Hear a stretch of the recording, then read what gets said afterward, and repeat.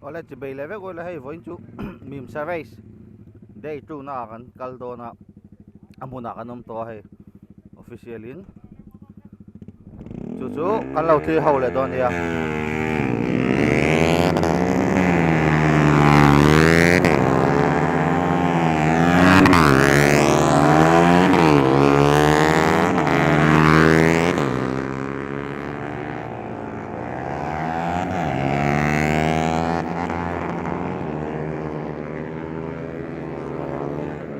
beng chang duga in sa the mo lahi official hatan ya chuan lahi in light kan control lang ki lai hian light do ma hay hian kan met do ni ta hian kan low duty yang tunai in expert dan latlan lawa novice atlan mega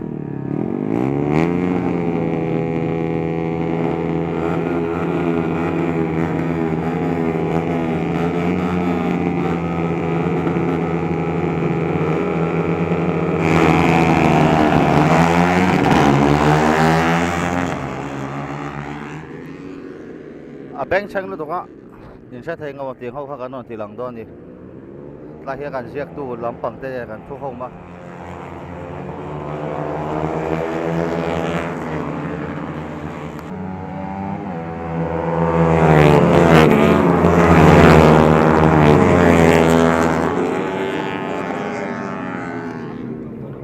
novi sau point bon ani em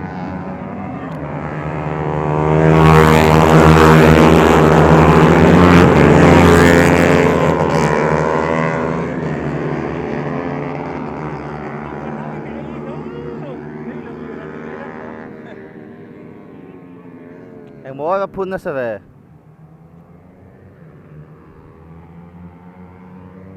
John tê hi kan main ani poi mo ni ma hi mo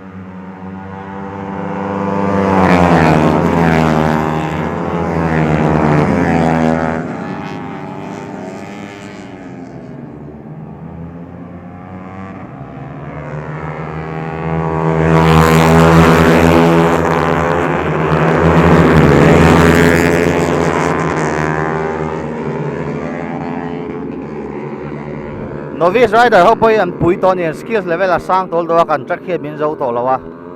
race track te hi hei nei tu in ro man ka han siam vea kan nei thei du ngai tai la expert ho page skills a sang tol do ka ni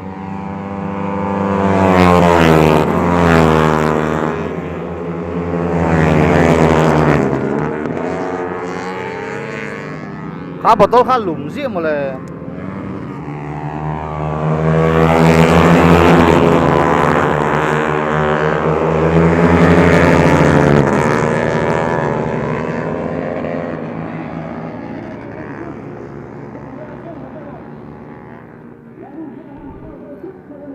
kan vice president in hey check our flag of faith on hi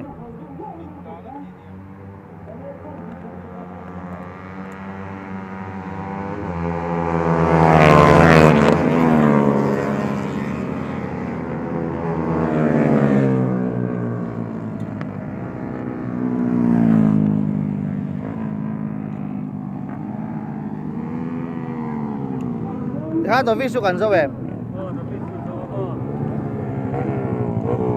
visual kan siak fel ngala akal thai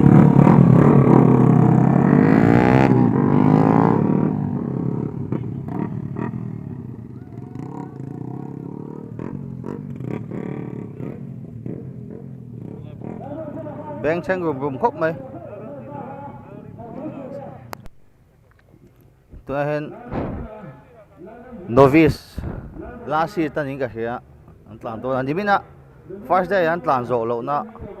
voina hen tlan le a chu chu voina hian kan chun zom le a second day na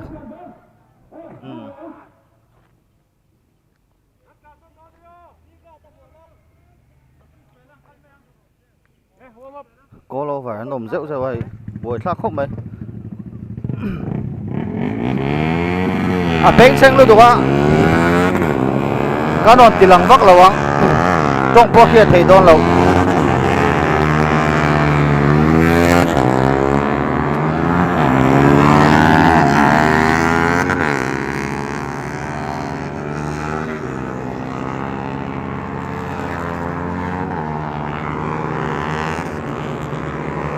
ว่ามาพันตานะไล่ที่ให้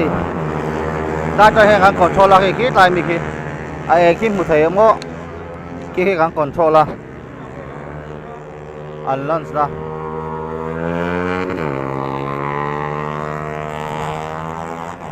กันเราเอ็นโดนีไล่ซิสเตมินกันที่อะโนวิสโซเฮียนินเด็กเล่ Moto X motocross kan ti ho kha voin heng kan ti don bok ta a khuji circuit chu voin atan chun hei kan last na ni ka hria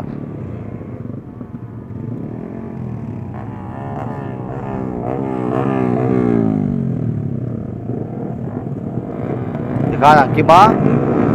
kan bela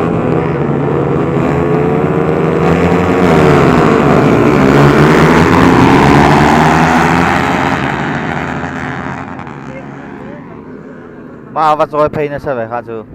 mà rồi khá ốm gì ông vắt lâu ni à tầm rồi thì mình lệ bền man chuyện à speed đã cắt chuyện này mà rồi vắt hẳn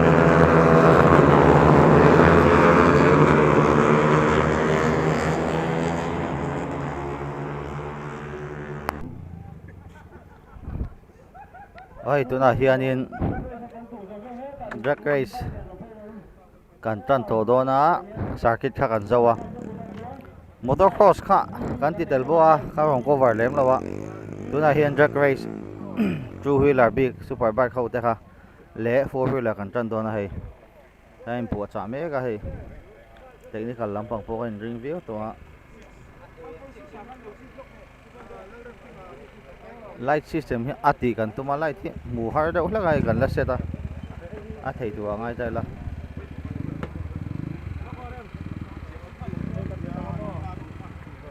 cái official hạt này ạ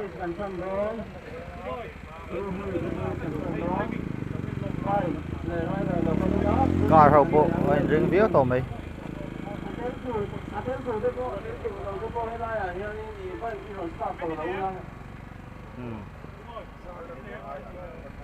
hai cái lẩu thi sẽ lo nè cần lát tròn lẩu đâu hay official lắm bằng chỗ cái riêng tổ tôi là hiện yên left le right ta hian in khoi zo ka nge an tlan na tu ti ka han po ti ve la hei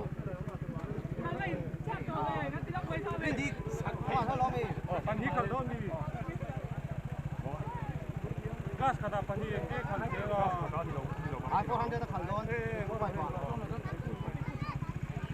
ko han de mo khal don 825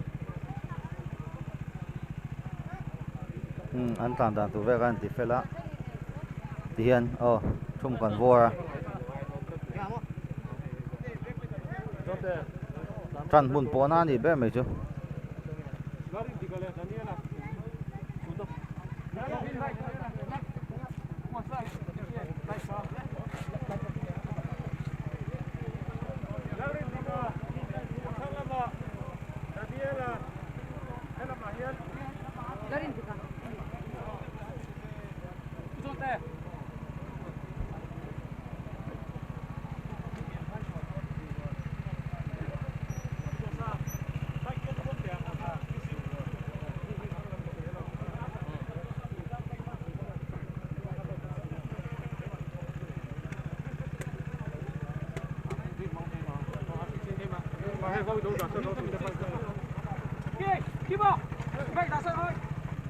cẩn trọng thầy đó này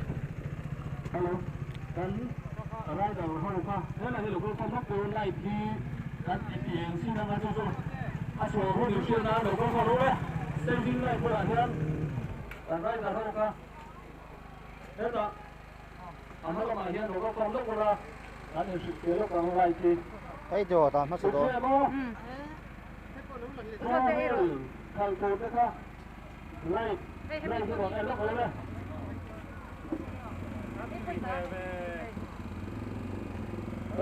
Ê trời rồi. Đây, cái suối biển đó đã đi đâu nó buồn.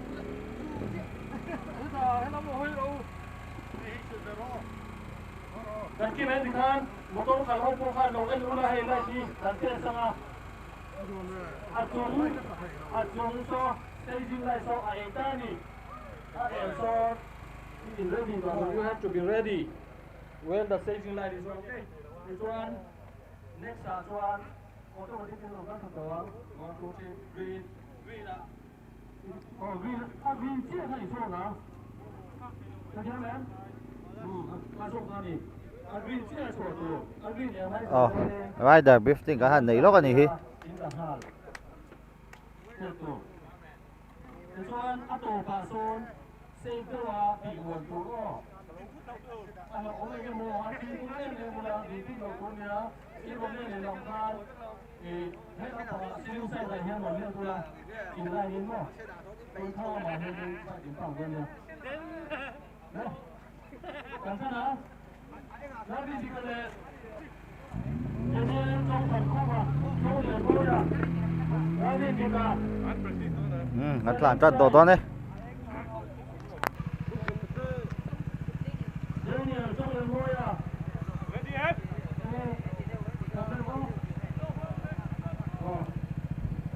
Tu na hian CB 400 le 390 390 tlan don ni hi mo.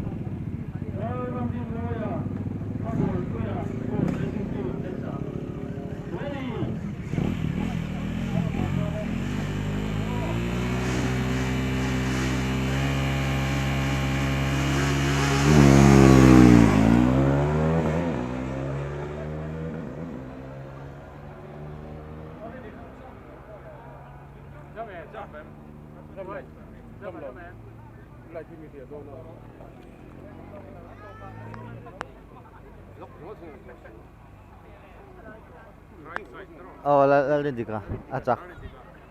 CB 400 ha. Eh hi helmet di ka la. Rider thae mem ni hi. Ma sei vita ya ta kan ui khop mai mim sa po hian. Retired low motocross le Eh. 4-wheeler track a Circuit chứ. Circuit chứ. Alo chol san deu to ni chu. Tu na hian CB 400 ni ka hiya an tlan do na.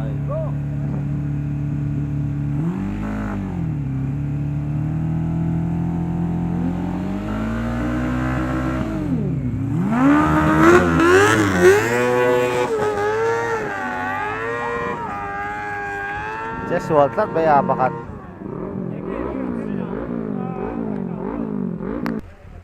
tu na hian 825cc jack kan tran do na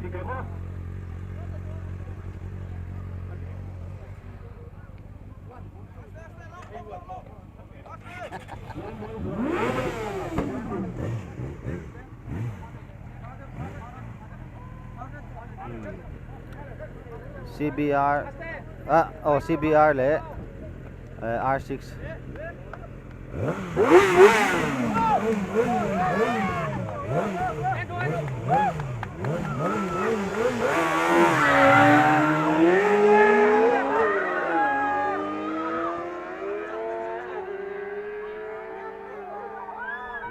nasa khúc mày Honda ngay Yamaha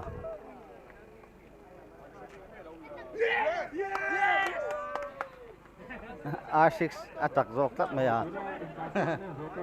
R6 atak zok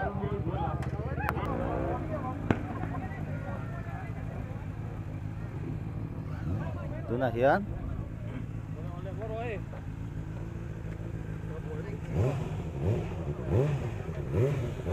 CB le CBR 600 kalin diga khalso 400 ni ka hia kya kan jot do ni ka chiang lo Cingkan R6 Yamaha ania Honda CBR kada umpalawa tu na Honda veve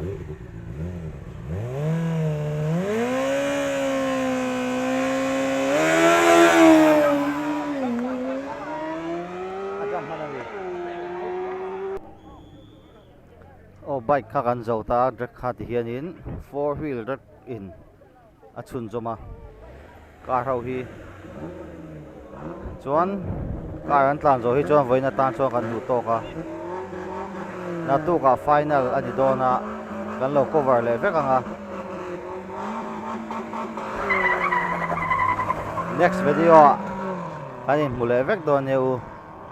video te milo en sak thina kan lo ma milo subscribe sak le veka milo share sak tu te pakhan ani som veke na tu ka kan lo cover le nga next video kan in hmu le vek dawn neu o bye bye vek ule